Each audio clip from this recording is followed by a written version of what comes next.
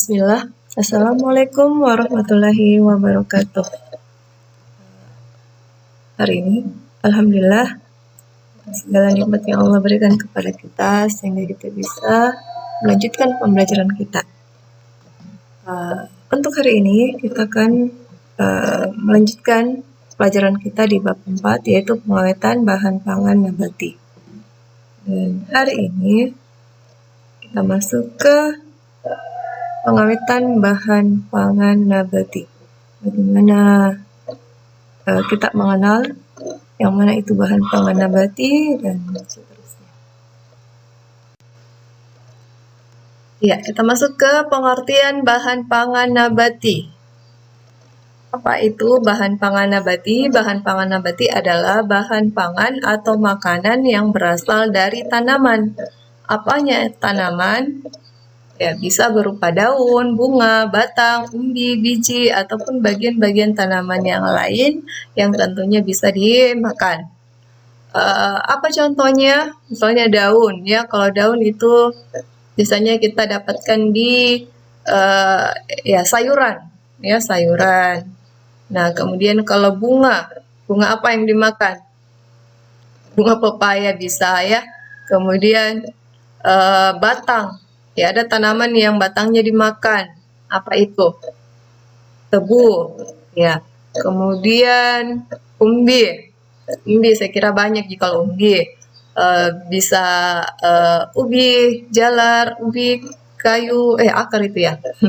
Kemudian biji. Biji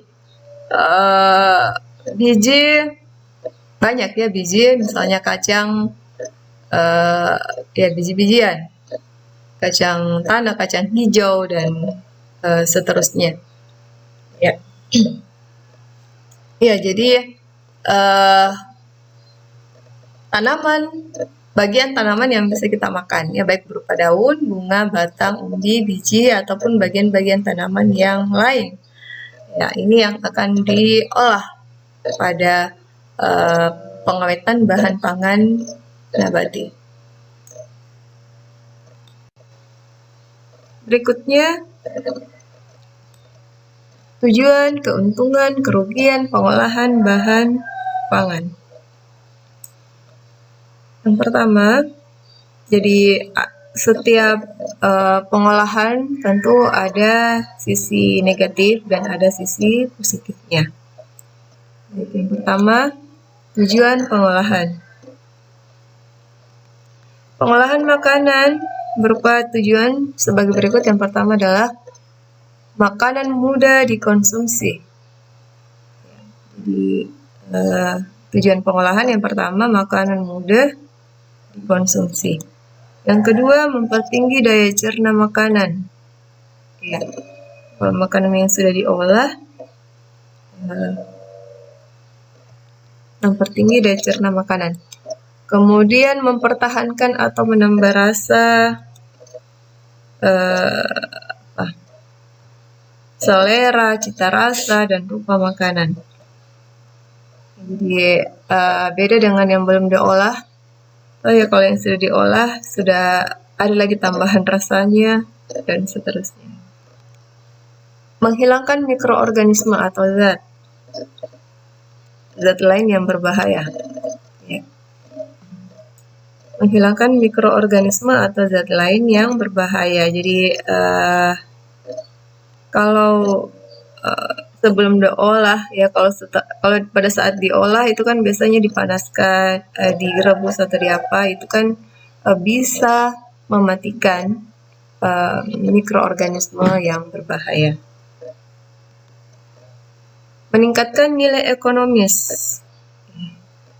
Meningkatkan nilai ekonomis. Jadi makanan yang sudah diolah bisa menambah nilai. Jadi beda dengan yang sebelum diolah. Kalau yang sudah diolah, ya misalnya pisang, ya. Pisang yang belum diolah dengan yang sudah diolah itu akan beda cita rasa, beda nilai ekonomisnya. Ya, kalau sekarang saya lihat ada lagi banana roll dan sebagainya deh. Dan yang terakhir, membuat makanan tahan lama. Ya, jadi lebih awet kalau kita sudah olah dengan belum diolah. Kalau yang belum diolah kita biarkan biasanya dia jadi membusuk tuh. Tapi kalau yang kita olah bisa tahan ya beberapa hari lagi. Baik, untuk yang kedua kita masuk ke keuntungan pengolahan makanan. Apa keuntungannya? Yang pertama adalah makanan mudah dikonsumsi. Ya, makanan yang sudah diolah itu mudah dikonsumsi, sama dengan tujuan tadi ya. Kemudian makanan lebih sehat, ya, karena tentunya tadi mikroorganismenya sudah yang berbahaya itu sudah ya bisa hilang ya kalau kita olah. Yang ketiga, makanan sesuai dengan tradisi, selera estetika, dan rasa. Ya, misalnya ada yang lebih suka asin, ada yang lebih suka manis ya, sesuai dengan tradisi, selera estetika, dan rasa. Ada memang daerah tertentu yang memang suka manis ya, ada daerah tertentu yang suka asin. Ini yang dimaksudnya makanan sesuai dengan tradisi, selera, estetika, dan rasa. Ada yang suka pedas dan seterusnya. Kemudian yang keempat, makanan tahan lama, mudah disimpan. Jadi yang sudah diolah ya, makanan bahan pangan yang sudah diolah itu memiliki daya tahan yang cukup lama, kemudian mudah disimpan, dibawa, dan didistribusikan. Nah, kalau kita mau ya distribusikan jadi lebih mudah karena sudah diolah. Dan yang terakhir adalah meningkatkan nilai ekonomis. Ya, sama tadi ya, tujuan pengolahan makanan. Jadi ini masuk ke keuntungannya meningkatkan nilai ekonomis. Ya. Beda. Misalnya kalau makanan yang sudah diolah kita kasih nama ini itu ya kan orang biasanya tertarik dan itu bisa meningkatkan nilai ekonomis. Selanjutnya kita masuk yang berikutnya yaitu kerugian pengolahan makanan. Jadi tadi sisi positifnya, sekarang kita masuk ke sisi negatifnya. Oh, ternyata juga ada kerugian dari pengolahan makanan. Apa itu? Yang pertama adalah makanan dapat rusak. Ya, makanan dapat rusak di sini.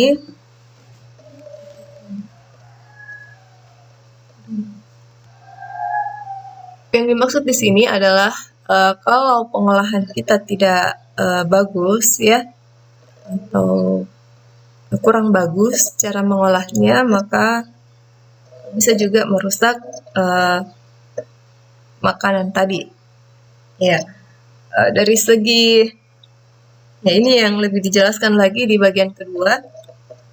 Berkurangnya zat gizi, rasa, aroma, warna, dan isi atau bobot. Jadi makanan yang diolah ya beda gizinya pada saat yang belum diolah. Misalnya pisang, kembali lagi di pisang. Pisang yang tadinya mungkin vitamin C-nya banyak atau dan seterusnya, pada saat dipanaskan ada beberapa zat yang menguap ya sehingga mengurangi ini tadi zat gizi, rasa, aroma ya, warna, isi atau bobot. Kemudian yang ketiga, makanan dapat tercemar zat berbahaya. Makanan dapat tercemar zat berbahaya. Makanan dapat tercemar zat berbahaya. Jadi misalnya ya kita menggunakan pewarna makanan, bukan pewarna makanan. Ya walaupun pewarna makanan sebenarnya dia sudah tercemar karena sudah berwarna. Beda dengan warna aslinya. Ya. Kalau yang berbahayanya itu tadi, kalau kita menggunakan zat pewarna yang bukan pewarna makanan, ya.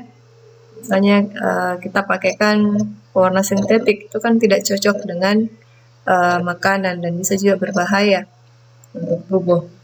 Yang lain misalnya penambahan bahan pengawet yang berbahaya, ya. Ya, itu mungkin ya. Kemudian yang keempat, membutuhkan biaya, tenaga, alat, ruang, dan waktu. Dia masuk kerugian juga ya. Membutuhkan biaya, tenaga, alat, ruang, dan waktu. Karena pengolahan makanan butuh waktu memang, butuh waktu, butuh alat, tenaga, dan juga butuh biaya karena biasanya ada tambahan-tambahan cita rasa yang kita masukkan ke makanan tersebut. Baik, jadi itu tadi tujuan, keuntungan, dan kerugian pengolahan bahan pangan. Jadi ke depan nanti kita akan membuat makanan awetan dari bahan pangan nabati, misalnya pisang ya, bisa dibikin keripik, ubi jalar, ubi kayu, kemudian ya banyak ya yang bisa kita manfaatkan. Keripik bayam juga bisa, atau kacang. Kita bisa bikin manisan atau asinan, ya, dan seterusnya. Baik, untuk hari ini sekian. Insya Allah pekan depan kita lanjutkan dengan metode pengawetan bahan pangan nabati.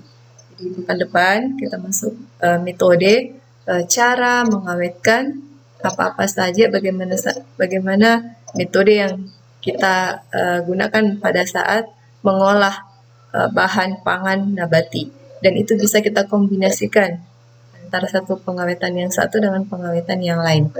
Baik, terima kasih. Barakallahu fikum. Assalamualaikum warahmatullahi wabarakatuh.